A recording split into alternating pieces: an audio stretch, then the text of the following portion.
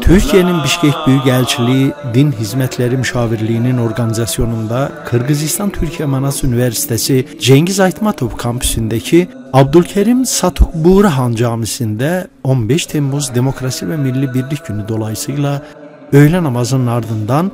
darbe girişiminde hayatını kaybeden vatandaşlar ve tüm şehitler için mevlid okundu.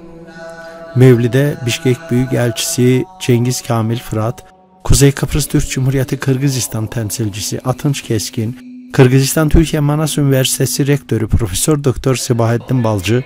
Rektör Vekili Profesör Doktor Asılbek Kulmurzayev, Türk toplumu temsilcileri, akademisyenler, çok sayıda Türk ve Kırgız vatandaşı katıldı. Din Hizmetleri Müşavirliğine bağlı Türk din görevlileri tarafından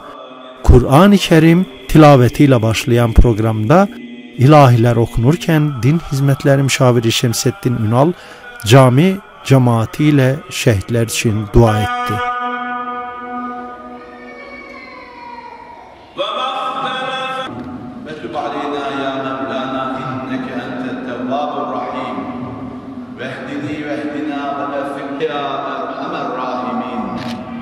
Ya Rabbel Alemin,